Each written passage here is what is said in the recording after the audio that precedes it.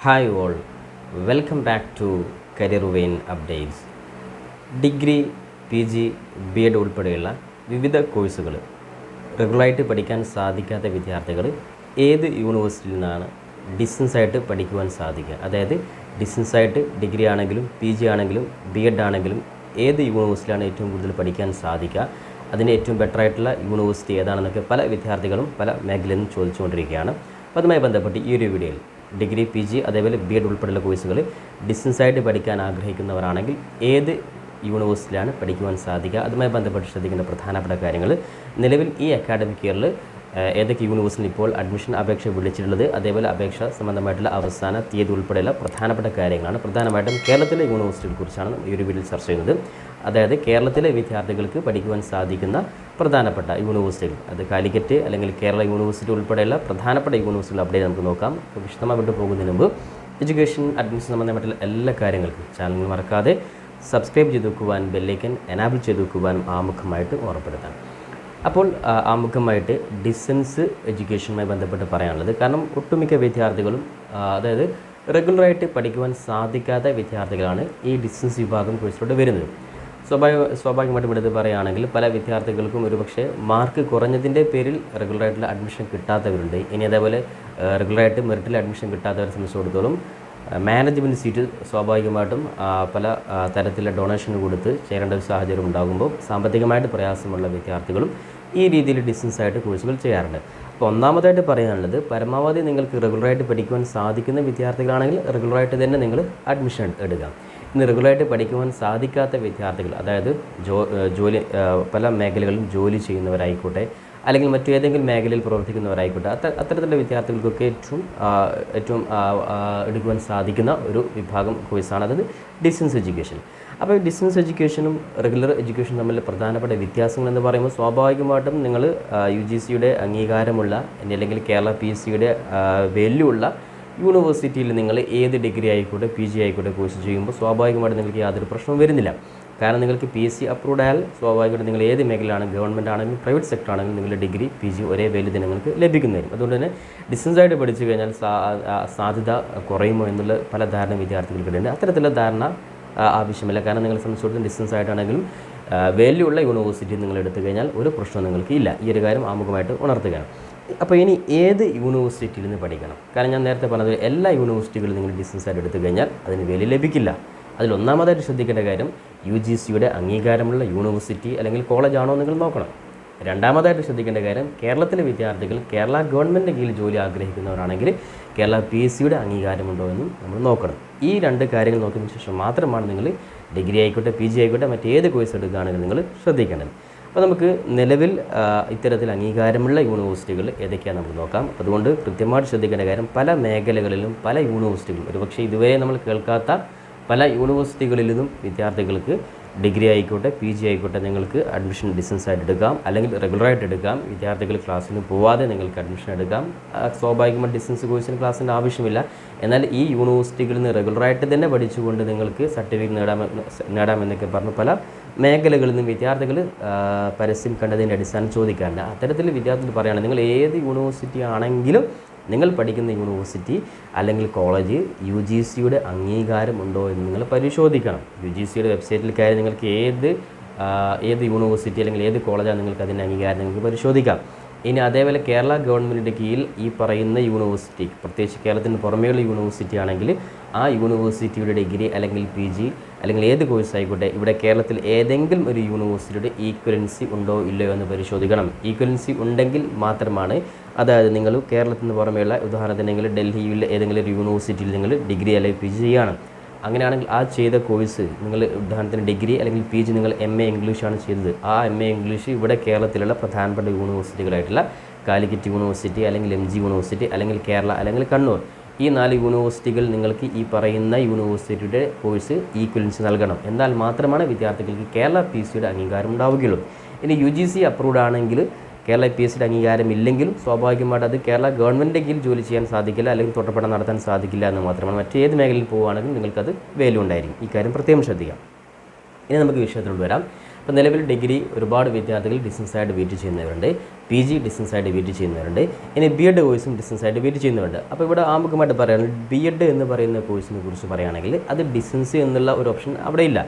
നിലവിൽ ഡിസ്റ്റൻസായിട്ട് B Ed course provide ചെയ്യുന്ന ഒരേ ഒരു യൂണിവേഴ്സിറ്റി എന്ന് പറഞ്ഞാൽ ഇഗ്നോ യൂണിവേഴ്സിറ്റിയാണ്. പല വിദ്യാർത്ഥികളുടെയും ധാരണയാണ് ഇഗ്നോ യൂണിവേഴ്സിറ്റിയിൽ സാധാരണ ഡിഗ്രി അല്ലെങ്കിൽ പി ജി ചെയ്യുന്നത് പോലെ തന്നെ ബി എഡും ചെയ്യാൻ സാധിക്കും. അപ്പോൾ അത്തരത്തിൽ ഡിസ്റ്റൻസായിട്ട് ഇഗ്നോയുടെ അപേക്ഷ എപ്പോഴാണ് വിളിക്കുക, അതെങ്ങനെ കൊടുക്കുക എന്നൊക്കെ ഒരുപാട് ധാരണ ഉണ്ട്. ഇവിടെ നിങ്ങൾ ശ്രദ്ധിക്കേണ്ടത് ഇഗ്നോ യൂണിവേഴ്സിറ്റിയിൽ ഡിസ്റ്റൻസ് ബി എഡ് എന്ന് പറയുമ്പോൾ സ്വാഭാവികമായിട്ടും ടീച്ചിങ് മേഖലയിൽ, അതായത് എഡ്യൂക്കേഷൻ മേഖലയിൽ, ഗവൺമെൻറ് മേഖലയിൽ കൃത്യമായിട്ട് അതായത് എക്സ്പീരിയൻസ് ഉള്ള, അതായത് ഗസ്റ്റായിട്ടൊക്കെ വർക്ക് ചെയ്ത് എക്സ്പീരിയൻസ് ഉള്ളവർക്ക് മാത്രമാണ് ഈ പറയുന്ന ഇഗ്നോയിൽ ഡിസ്റ്റൻസായിട്ട് ചെയ്യാൻ പറ്റൂ. സാധാരണ രീതിയിലുള്ള വിദ്യാർത്ഥികൾ ഡിഗ്രി അല്ലെങ്കിൽ പി ജി കഴിഞ്ഞവർക്ക് ഇഗ്നോയിൽ ഡിസ്റ്റൻസായിട്ട് ബി എഡ് ചെയ്യാൻ സാധിക്കില്ല. ഈ ഒരു കാര്യം പ്രത്യേകം ശ്രദ്ധിക്കുക. എഡ്യൂക്കേഷൻ മേഖലയിൽ, ഗവൺമെൻറ് മേഖലയിൽ വർക്ക് ചെയ്തിട്ടുള്ള വിദ്യാർത്ഥികളെ സംബന്ധിച്ചിടത്തോളം മാത്രമാണ് ഡിസ്റ്റൻസായിട്ട് ഇഗ്നോയിൽ ചെയ്യാൻ പറ്റുള്ളൂ. ബാക്കി ഒരു യൂണിവേഴ്സിറ്റിയും ഡിസ്റ്റൻസായിട്ട് എന്നുള്ളത് ഇഗ്നോ തന്നെ പറയാൻ നോർമലി ഇഗ്നോയിൽ ഈ പറഞ്ഞ കാറ്റഗറിയിൽ വരുന്നവർ സാധാരണ രീതിയിൽ വിദ്യാർത്ഥികൾക്കും ഡിസ്റ്റൻസായിട്ട് പ്രൊവൈഡ് ചെയ്യുന്നില്ല.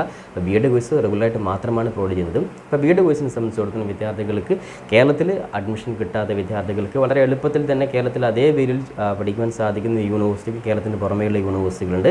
അത്തരത്തിൽ ഞാൻ ഒരുപാട് വീഡിയോ ചെയ്തിരുന്നു. അപ്പോൾ അത്തരത്തിൽ ബി എഡ് അഡ്മിഷൻ ഇനിയും ആഗ്രഹിക്കുന്ന വിദ്യാർത്ഥികൾ ഉണ്ടെങ്കിൽ തീർച്ചയായിട്ടും ബി എഡ് അഡ്മിഷൻ്റെ ആ ഒരു വാട്സപ്പ് ഗ്രൂപ്പിൽ ഇനിയും ജോയിൻ ചെയ്യാത്തവരുണ്ടെങ്കിൽ ജോയിൻ ചെയ്യുക. അതിനുശേഷം അതുമായി ബന്ധപ്പെട്ടുള്ള കാര്യങ്ങൾ വാട്സപ്പ് ഗ്രൂപ്പിൽ നിങ്ങൾക്ക് കൃത്യമായിട്ട് ഇൻഫർമേഷൻ നൽകും. ആ ഇൻഫർമേഷൻ പ്രകാരം വിദ്യാർത്ഥികൾ കൃത്യമായിട്ട് എൻ്റെ പേഴ്സണൽ നമ്പർ അതിൽ തന്നെ കൊടുത്തിട്ടുണ്ട്. അതിൽ നിങ്ങൾക്ക് അതുമായി ബന്ധപ്പെട്ട ഡൗട്ടുകൾ ചോദിക്കാൻ നിങ്ങൾക്ക് ആ ഒരു ആപ്ലിക്കേഷൻ ഫോം ഫില്ല് ചെയ്ത് കഴിഞ്ഞാൽ നിങ്ങൾക്ക് കൃത്യമായിട്ട് മനസ്സിലാക്കി തരുന്നതാണ്. അതുകൊണ്ട് തന്നെ ബി എഡ് കോഴ്സുമായി ബന്ധപ്പെട്ട് അഡ്മിഷൻ ആഗ്രഹിക്കുന്ന ഇനിയും കേരളത്തിൽ കിട്ടാത്ത വിദ്യാർത്ഥികളെ സംബന്ധിച്ചിടത്തോളം താഴെ കൊടുത്ത ഡിസ്ക്രിപ്ഷൻ ബോക്സിൽ കൊടുത്തിട്ടുള്ള ആ ഒരു വാട്സപ്പ് ബി എഡ് ലിങ്ക് വഴി കയറിയതിനു ശേഷം നിങ്ങൾ അതിൽ പറയുന്ന ഇൻഫർമേഷൻ നിങ്ങൾ കൃത്യമായിട്ട് ഫോളോ അപ്പ് ചെയ്യുക. അപ്പോൾ ഡിസ്റ്റൻസ് എന്നുള്ളത് ഓപ്ഷൻ ബി എഡിൽ ഇല്ല. ഇക്കാര്യം പ്രത്യേകം വിദ്യാർത്ഥികൾ ശ്രദ്ധിക്കുക. കാരണം വെറുതെ നിങ്ങൾ പല യൂണിവേഴ്സിറ്റിയും ഡിസ്റ്റൻസായിട്ട് ചെയ്യാൻ സാധിക്കുമെന്നൊക്കെ പറഞ്ഞുകൊണ്ട് കോഴ്സ് നൽകുന്നവരുണ്ട്. അപ്പോൾ അതൊക്കെ നിങ്ങൾ കൃത്യമായിട്ട് മനസ്സിലാക്കി. കാരണം നിങ്ങൾ എഡ്യൂക്കേഷൻ മേഖലയിൽ പ്രവർത്തിക്കുന്നവരാണ്. അപ്പോൾ അതുകൊണ്ട് തന്നെ കൃത്യമായിട്ടുള്ള എഡ്യൂക്കേഷൻ മേഖലയിൽ ധാരണ ഇല്ലാതെ നിങ്ങൾ എവിടെയെങ്കിലും പോയിട്ട് ഏതെങ്കിലും കോഴ്സ് ചെയ്തുകൊണ്ട് നിങ്ങൾ പുറത്തിറങ്ങിയിട്ട് പിന്നീട് അതിനൊരു വാല്യൂ ഇല്ലാത്ത ഒരുപാട് അവസരം വരാറുണ്ട്. അതുകൊണ്ട് കൃത്യമായിട്ട് ധാരണ ഉണ്ടാക്കിയതിന് ശേഷം മാത്രം വിദ്യാർത്ഥികൾ ഈ ഒരു മേഖലയിൽ നിങ്ങൾ അഡ്മിഷൻ എടുക്കുക. കാരണം ഏറ്റവും അവസാനമായിട്ടൊരു കുട്ടി എനിക്ക് പേഴ്സണലായിട്ട് അയച്ചു തന്നു, ഇന്നേ യൂണിവേഴ്സിറ്റിയിൽ ഇന്നേ കോഴ്സിന് ഈക്വലൻസി ഉണ്ട്. ഓക്കെ, അപ്പോൾ വളരെ പ്രതീക്ഷയോട് കൂടി എനിക്ക് അയച്ചു തന്നാണ്. അപ്പോൾ ഇത് വാലിഡ് അല്ലേ എന്ന് ചോദിച്ചു. അപ്പോൾ ജസ്റ്റ് ആ ഒരു ഈക്വലൻസി നോക്കുമ്പോൾ കുട്ടി ആഗ്രഹിക്കുന്ന സബ്ജക്റ്റിലല്ല ഈക്വലൻസി കിട്ടിയിട്ടുള്ളത്. കേരളത്തിന് പുറമേയുള്ള ഒരു യൂണിവേഴ്സിറ്റിയിൽ എനിക്ക് തോന്നുന്നു, അതായത് ഇംഗ്ലീഷ് സബ്ജക്റ്റിൽ ഒരു വിദ്യാർത്ഥി സംബന്ധിച്ചിടത്തോളം ഒരു കോഴ്സ് എടുക്കുകയാണ്. ആ ഇംഗ്ലീഷ് സബ്ജക്റ്റിൽ കോഴ്സ് എടുക്കാൻ ആഗ്രഹിക്കുന്ന വിദ്യാർത്ഥിക്ക് ഈ പറയുന്ന യൂണിവേഴ്സിറ്റിയിൽ അഡ്മിഷൻ ഉണ്ട് എന്ന് പറയുന്ന ആ യൂണിവേഴ്സിറ്റിയിൽ നിന്ന് ആ ഒരു ഏജൻസിയുടെ ഭാഗത്ത് നിന്ന് അവർക്ക് കൊടുത്ത ഈക്വലൻസി വേറെ സബ്ജക്റ്റിൻ്റെ ഈക്വലൻസിയാണ്. അതുപോലും ചെക്ക് ചെയ്യാതെ കൃത്യമായിട്ട് ഈക്വലൻസി ഉണ്ടെന്ന് മനസ്സിലാക്കുന്ന ചില വിദ്യാർത്ഥികളൊക്കെ ഉണ്ട്. അതൊക്കെ നിങ്ങൾ കൃത്യമായിട്ടൊരു ഐഡിയ ഉണ്ടാക്കി ഈക്വലൻസി ഒക്കെ ഉണ്ടെങ്കിൽ അത് കൃത്യമായി പരിശോധിച്ചതിന് ശേഷം മാത്രം നിങ്ങൾ അഡ്മിഷന് വേണ്ടി നിങ്ങൾ പോവുക. ഓക്കെ, അപ്പോൾ ഈ ഒരു കാര്യം ആമുഖമായിട്ട് ഉണർത്തിയെന്ന് മാത്രം. ഇനി നമുക്ക് നിലവിൽ കേരളത്തിലുള്ള ഡിഗ്രി അല്ലെങ്കിൽ പി ജി യൂണിവേഴ്സിറ്റികൾ ഇപ്പോൾ ഡിസ്റ്റൻസായിട്ട് ചെയ്യാൻ സാധിക്കുന്ന ഏതൊക്കെ നോക്കാം. അതിൽ ഏറ്റവും പ്രധാനമായിട്ട് പറയാനുള്ളത് ഒരുപാട് വിദ്യാർത്ഥികൾ കാത്തിരിക്കുന്ന യൂണിവേഴ്സിറ്റിയാണ് കാലിക്കറ്റ് യൂണിവേഴ്സിറ്റി. കാലിക്കറ്റ് യൂണിവേഴ്സിറ്റിയിൽ എന്താണ് ഈ വർഷത്തെ ഡിഗ്രി അല്ലെങ്കിൽ പി ജി ഡിസ്റ്റൻസായിട്ട് കോഴ്സിന് അപേക്ഷ വിളിക്കാത്തതെന്ന് ഒരുപാട് മേഖലയിൽ നിന്ന് ചോദിക്കുന്നുണ്ട്. സ്വാഭാവികമായിട്ടും കാലിക്കറ്റ് യൂണിവേഴ്സിറ്റി നേരത്തെ തന്നെ ഡിസ്റ്റൻസ് വിഭാഗം റെഗുലർ കഴിഞ്ഞ ഉടനെ തന്നെ ജൂലൈ അല്ലെങ്കിൽ ഓഗസ്റ്റ് മാസത്തിൽ വിളിക്കാറുണ്ട്. പക്ഷേ ഈ വർഷം ഇതുവരെയും അതുമായി ബന്ധപ്പെട്ടുള്ള അഡ്മിഷൻ അപേക്ഷ വിളിച്ചിട്ടില്ല. അതിൻ്റെ പ്രശ്നങ്ങൾ, തടസ്സങ്ങളൊക്കെ പലതും അവിടെ കിടക്കുന്നുണ്ട്. അപ്പോൾ അതുമായി ബന്ധപ്പെട്ടുള്ള അപ്ഡേറ്റൊക്കെ എന്തായാലും യൂണിവേഴ്സിറ്റി ഭാഗത്ത് നിന്ന് ഒഫീഷ്യലായിട്ട് വിദ്യാർത്ഥികൾ അറിയിക്കുമെന്നാണ് വിചാരിക്കുന്നത്.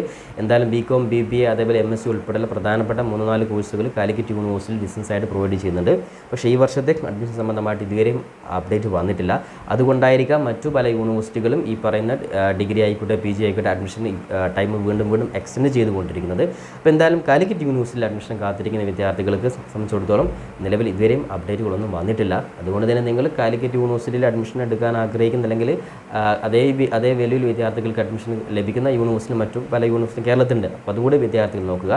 അപ്പോൾ കാലിക്കറ്റ് യൂണിവേഴ്സിറ്റിയുടെ ഭാഗത്ത് നിന്ന് എന്തെങ്കിലും അപ്ഡേറ്റ് വരികയാണെങ്കിൽ നിങ്ങൾ തീർച്ചയായിട്ടും നമ്മുടെ ചാനൽ തന്നെ നിങ്ങളെ ഇൻഫർമേഷൻ അറിയിക്കുന്നതായിരിക്കും. ഇനി രണ്ടാമതായിട്ട് കേരളത്തിൽ ഇപ്പോഴും അഡ്മിഷൻ അപേക്ഷ കൊടുക്കാൻ സാധിക്കുന്ന ഡിസ്റ്റൻസ് ആയിട്ടുള്ള കോഴ്സുകളാണ്, അതായത് കേരള യൂണിവേഴ്സിറ്റിയിലെ കോഴ്സുകൾ. അപ്പോൾ കേരള യൂണിവേഴ്സിറ്റികളിൽ ചില ഡിഗ്രികളും അതേപോലെ ചില PG കോഴ്സുകളും ഡിസ്റ്റൻസ് ആയിട്ട് പ്രൊവൈഡ് ചെയ്യുന്നുണ്ട്. അതിൽ പ്രധാനമായിട്ടും അഡ്മിഷൻ സംബന്ധമായിട്ടുള്ള ഡേറ്റ് വീണ്ടും എക്സ്റ്റെൻഡ് ചെയ്തിട്ടുണ്ട്. അതായത് MSc മാത്തമാറ്റിക്സ് അതേപോലെ തന്നെ കമ്പ്യൂട്ടർ സയൻസ് നിലവിൽ അടുത്ത മാസം, അതായത് 31/10 വരെ വിദ്യാർത്ഥികൾക്ക് അപേക്ഷ കൊടുക്കാനുള്ള സമയം എക്സ്റ്റെൻഡ് ചെയ്തിട്ടുണ്ട്.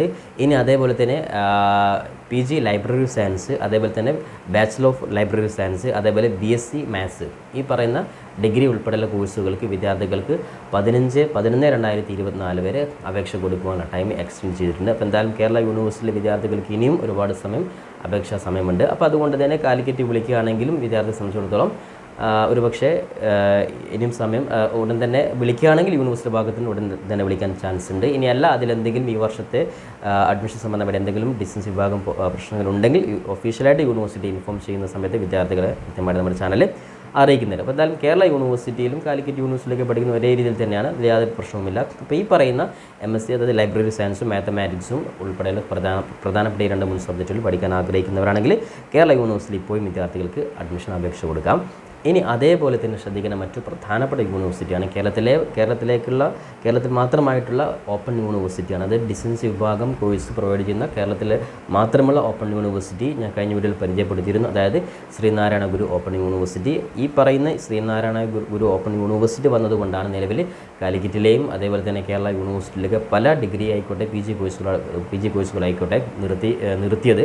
അതുകൊണ്ട് തന്നെ സ്വാഭാവികമായിട്ടും ഏകദേശം 28ഓളം വാലിഡ് ആയിട്ടുള്ള UGC അപ്രൂവ്ഡ് ആയിട്ടുള്ള കേരള PSC പറയേണ്ട ആവശ്യമില്ല, നിങ്ങൾക്കറിയാം കേരള സ്റ്റേറ്റ് യൂണിവേഴ്സിറ്റി തന്നെയാണ്. അപ്പോൾ അതുകൊണ്ട് തന്നെ 28ഓളം UGC അപ്രൂവ്ഡ് ആയിട്ടുള്ള കോഴ്സുകൾ പ്രൊവൈഡ് ചെയ്യുന്ന വളരെ പ്രധാനപ്പെട്ട യൂണിവേഴ്സിറ്റിയാണ് ശ്രീനാരായണ ഗുരു ഓപ്പൺ യൂണിവേഴ്സിറ്റി. അതായത് വിവിധ BA കോഴ്സുകൾ, BCom, BBA, BCA. അതിൽ ഏറ്റവും എടുത്ത് പറയുന്നത് അതായത് ഡിഗ്രി 4 വർഷത്തെ ഏറ്റവും ലേറ്റസ്റ്റ് ആയിട്ടുള്ള 4 വർഷത്തെ ഡിഗ്രി കോഴ്സുകൾ തന്നെ ഡിസ്റ്റൻസ് ആയിട്ട് പ്രൊവൈഡ് ചെയ്യുന്ന ആദ്യത്തെ യൂണിവേഴ്സിറ്റി തന്നെയാണ് ഈ പറയുന്ന ശ്രീനാരായണ ഗുരു ഓപ്പൺ യൂണിവേഴ്സിറ്റി.